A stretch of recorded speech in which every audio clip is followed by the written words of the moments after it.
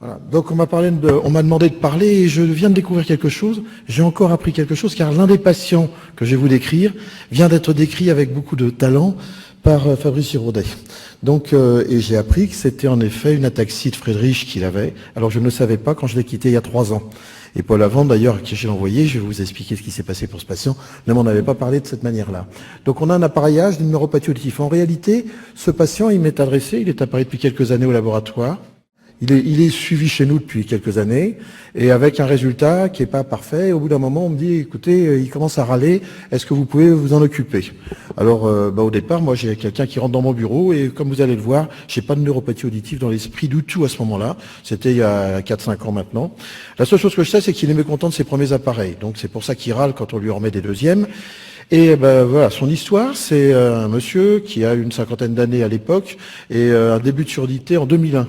Avec une surdité brusque gauche, enfin des choses qui me paraissent tout à fait plutôt d'un système de Ménière, l'équivalent en tout cas, l'apparition de vertiges, etc. Je fais une anamnèse de son cas, hein, et je constate en réalité qu'il est sous traitement anti-épileptique, hein, ce dont il nous a pas parlé au départ depuis l'âge de 16 ans. Il est traité pour une dépression. Donc c'est des choses qui nous apparaissent de plus en plus grandes et on verra pourquoi derrière. Il a une aggravation de sa perte lors du décès de son père. C'est un chef d'entreprise, hein, il travaille dans l'hôtellerie, etc. Voilà sa perte qui était faite à l'époque. Et quand on regarde, il a une perte auditive qui est une perte auditive qui n'est pas très importante. Il a plus de surdité gauche, surdité droite. Il n'y a pas les seuils de confort, mais voilà, il a une remontée du seuil. Et déjà, on aurait pu, maintenant que je le regarde de nouveau, il y a une différence entre ce que j'obtiens là et ce que j'obtiens là. Et peut-être que ça aurait dû m'éveiller à l'époque un peu plus. Voilà. J'ai la plainte de son patient, il fait de nombreuses visites. Hein, et c'est quelqu'un, vous allez voir ce qu'il m'a dit à la fin, j'ai dû le revoir une 30aine de fois à peu près, en l'espace de 6 mois. Donc c'est quelqu'un qui est très chronophage, qui est toujours dans l'insatisfaction, etc. Et j'ai toujours la même difficulté avec une vocale toujours discordante, un écroulement de la compréhension dans le bruit, à tel point c'est que je ne vais pas vous en donner, puisque dès qu'il y a du bruit, il ne comprend plus rien. Et au bout d'un moment, je me pose des questions. J'essaye un nouvel appareil en 2011, donc j'ai un échec avec la même marque, en écouteur déporté, puis si vous voulez quelque chose de plus petit. Je change de fabricant, je change de modèle, je change de réglage, je change de partout. J'ai toujours pas de résultat. Alors je reviens vers le fabricant d'origine et en contour classique. Mais il est toujours mécontent. Il est vraiment très très dépressif. Il me pose comme ça. Donc je le vois là. J'ai rien d'anormal dans son réglage entonal. Peu d'efficacité vocale, nul dans le bruit, plainte maximum dans le bruit. Et je le réinterroge et voilà, je trouve une instabilité quand il marche derrière moi, je le trouve un petit peu bizarre dans sa manière de fonctionner. Et en l'observant, je me dis tiens, j'ai quand même quelque chose qui me paraît pas tout à fait normal. Observer les patients, c'est important. Je trouve instable dans sa compréhension, il y a des moments où il m'entend, il y a des moments où il ne comprend pas, je me pose de nouveau des questions. Je découvre ces problèmes d'épilepsie, parce que je vous ai décrit, mais je ne les savais pas à l'époque. J'ai une constatation d'un tremblement au repos, mais aussi lors du maintien de son bras en l'eau. Je lui fais lever les bras, je fais une analyse neurologique de son système, etc. Ce qui me fait m'interroger sur des problèmes de santé qui me conduisent à penser qu'il présente une neuropathie. Donc je sais aujourd'hui que c'est pas classé dans la neuropathie, mais c'est quand même assez intéressant. Et après discussion, il me signale qu'il est suivi pour une neuropathie pour trouble moteur. C'est comme ça qu'il me présente les choses. Il ne nous en a pas parlé. Et dans les cas où je l'ai vu une dizaine de fois avant, il m'en parle toujours pas. Il pensait pas que ça avait une importance sur son audition. L'analyse devient simple et ça normalise le résultat. Immédiatement, dès qu'on commence à parler de plus en plus, je me dis tiens, j'ai une neuropathie mitochondriale, voilà. Et qu'est-ce que je décide de faire? Eh bien, la neuropathie mitochondriale, alors c'est peut-être pas ça en réalité, c'est un problème énergétique qui explique la fluctuation de son audition, de ses capacités de compréhension, ses difficultés dans le bruit, etc., de son attention, ce que vient de nous expliquer Fabrice. Voilà. Et donc voilà, je l'appareil, hein, je suis pas mécontent de mon système. J'ai des seuils d'inconfort qui sont relativement bas, j'ai pas de notion. Par contre, la seule chose que j'ai un trouble qui change par rapport à ce que je viens d'entendre, c'est que j'ai pas de fatigabilité réelle.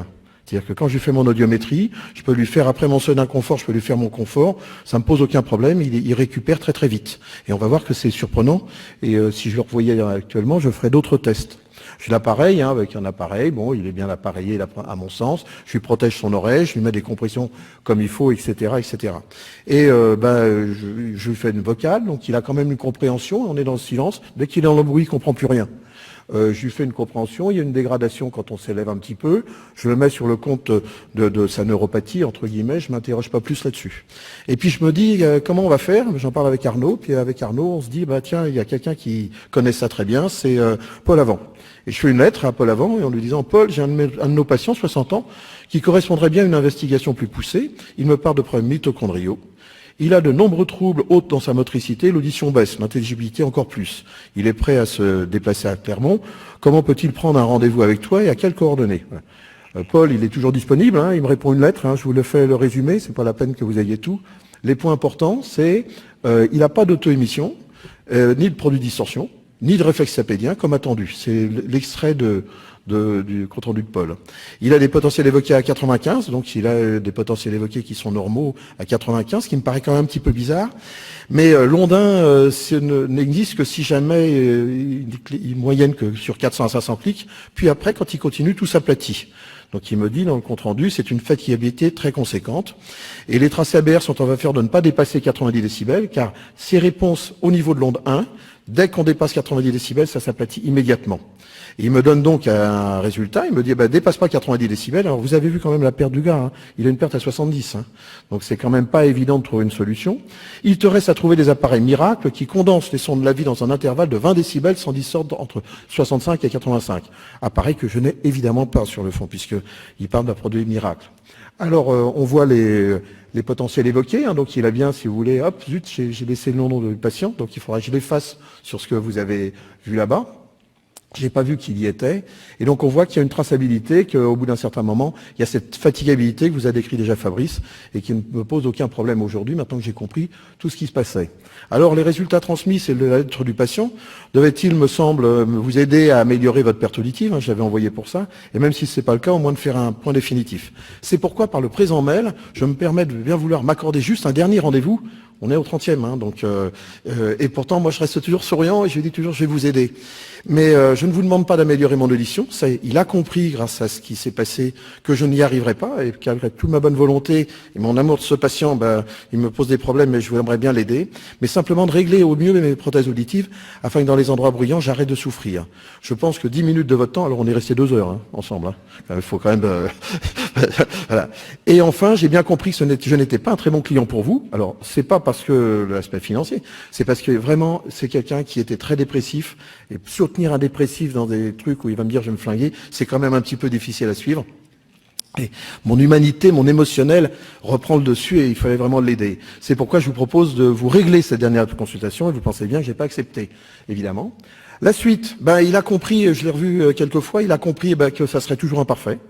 D'habitude, j'arrive assez facilement à leur expliquer que de toute manière, je suis pas responsable, que c'est leur oreille qui est responsable.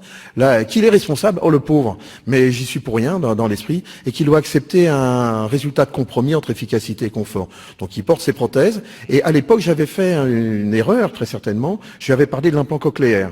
Et aujourd'hui, après ce que je viens d'entendre, je me dis que c'est peut-être pas la bonne solution, et j'en avais parlé à Christine Petit il y a quelques années, qui m'avait dit, c'est peut-être une pêche vaquine. Alors, je sais pas si c'est exactement ça, parce que je croyais que dans la pêche vaquine, il n'y avait pas de récupération mais une destruction définitive. Mais peut-être que Fabrice pourra me répondre tout à l'heure. Voilà. À suivre. Merci.